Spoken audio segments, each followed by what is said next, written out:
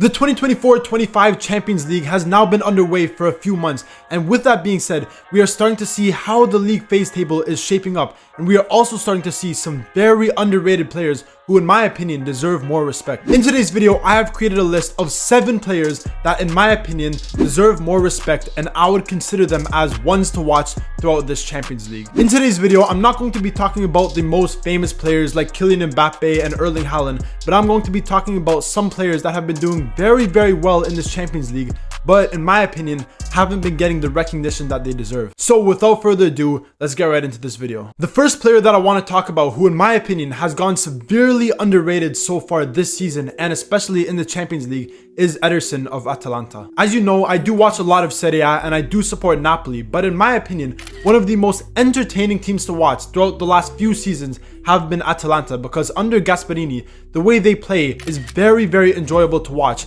and one of the most important players in that team is Ederson. A player who rarely gets talked about, but so far this season, in my opinion, has been crucial to Atalanta's success both in the Serie A and in the Champions League, and has been the main player in that team. Now, he's not a stat merchant, he doesn't have all the crazy stats like some of these other midfielders have, but if you watch him play, what he does for the team, just the small touches, the little 1-2s throughout the midfield, how he helps transition from the defense to the attack, is absolutely incredible. So far in this Champions League, in his first 6 games, he has only been dispossessed 1 time, which is one of the least out of all the midfielders in the whole Champions League. The way he dribbles with the ball so smoothly, so calmly, he will nutmeg 1 or 2 players almost every single game. And the amount of times that he gets by defenders is honestly ridiculous. He is so calm in the midfield, and the way he can help with defense, put in some incredible tackles, dribble up the pitch, start a counter attack, play an amazing through ball to the wingers or to the striker is absolutely incredible. And in my opinion, you really have to watch Ederson play to see how amazing of a player he is. Moving on to the next player, we have Malik Tillman of PSV. Obviously, Malik Tillman has been on the rise for a couple years now, but this season, both in the Eredivisie and in the Champions League, he has been absolutely incredible. So far in this Champions League, he already has 5 goal contributions in his first 6 games. He's getting almost 1 goal contribution every single game from the midfield position. On top of that, he is first out of all the players in the UCL with big chances created, having created 21 chances for PSV, which is absolutely incredible, and it shows how amazing he is on the attack. Obviously, Malik Tillman is starting to get noticed more frequently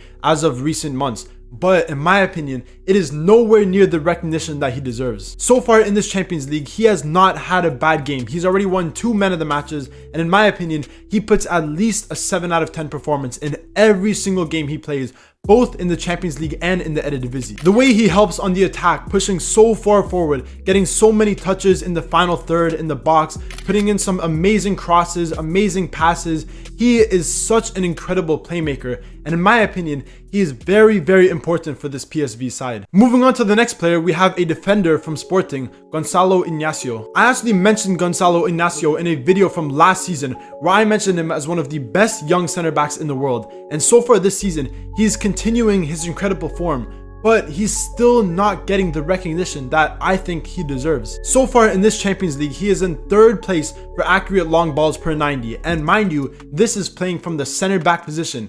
His passing ability is absolutely incredible. Often we talk about Bastoni, Trent Alexander-Arnold, and a few other players for their incredible passing from the defending positions, but Gonçalo Inácio is rarely mentioned when he has some of the best passing ability, some of the best long ball ability in the whole Champions League. But it's not only his incredible long balls, but it's also his amazing defending, his incredible awareness and IQ. His positioning on the defensive end is absolutely incredible, and it makes up for the fact that maybe he may not be the fastest player, but his positioning is very good for such a young center back. And the icing on the cake, he's also left-footed, which is very rare to find. So in my opinion, Gonçalo Inácio should be looked at as one of the best young center backs in the world. Moving on to the next player, we have Kenan Yildiz. He has already gotten 1 goal and also 1 assist so far in the UCL league phase, but I think that the way he plays is much better than what his stats portray.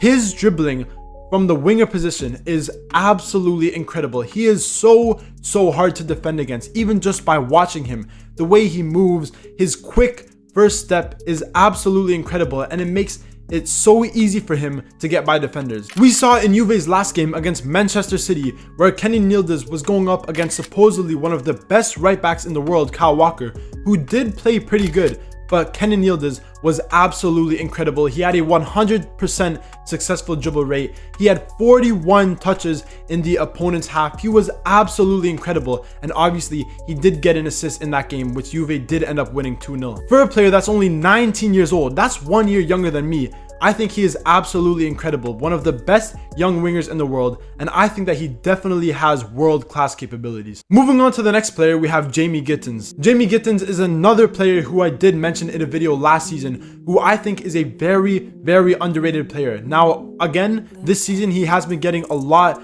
more notice than he was last season. But I think he, again, similar to Kenan Yildiz, has world-class capabilities. So far in this UCL, he has been absolutely incredible playing from the left wing position, and he's already gotten 4 goals in his first 6 games. He is one of the top goal scorers in this UCL from playing in a winger position, which is absolutely incredible. And not to mention, in all 6 games so far in this UCL, he's only played 2 full games. The other games, he's always been either a substitute or he's been subbed off fairly early in the match, which makes his stats even more impressive. One thing I enjoy about Jamie Gittins is that his ability to always push for the ball, to always press on that attack, and to go forward no matter what happens is very good. And it's kind of rare to see nowadays, because if you look so far in this UCL, he has been absolutely incredible on the attack and very important for pretty much all of Borussia Dortmund's goals. Already having 13 shots in his first 6 UCL games, mind you, he's not even playing most of these games for the full 90 minutes,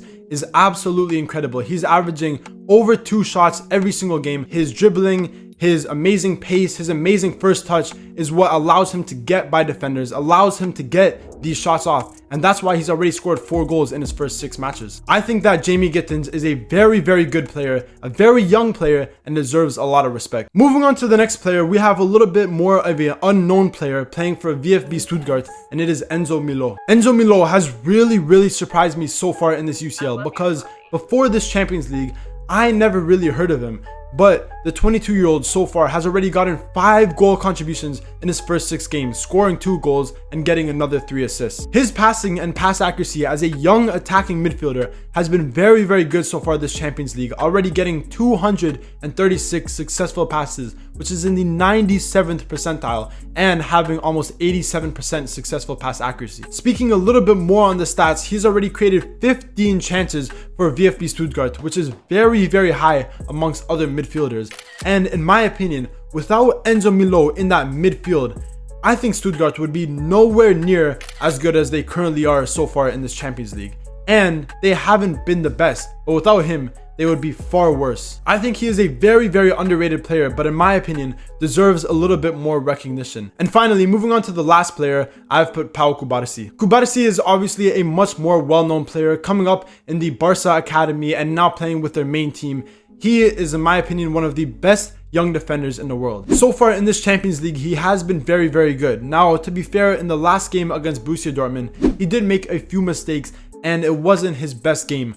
But for the rest of the games in the Champions League, and especially in the La Liga this season, he has been very good and a key component in why Barcelona have been doing very good so far this season. First of all, his pass accuracy is absolutely incredible at 93%, and he's already completed 400 passes so far in this Champions League, which is very good as a center back. But moving away from his passing ability, his defending ability for such a young player is absolutely incredible. 75% of tackles won so far in this Champions League, and his aerial ability is very good, having already won 13 aerial duels so far in his first 6 games. If you've watched Pau Cubarsí either in the La Liga or in the Champions League, you would know how incredible of a player he is. And yes, he does have the recognition, but in my opinion, he definitely has world-class capabilities. And that is the end of my video. Those were my 7 underrated players that I think would be considered ones to watch so far in this Champions League. If you guys agree with the players I've chosen, remember to leave a comment down below. But if you think I missed out on a few players and you would like to see a part 2, remember to leave your opinions in the comments down below, and I'll be sure to reply to every single comment. And obviously, if you guys did enjoy this video, remember to leave a like, comment, subscribe, all that good stuff, and stay tuned for more videos.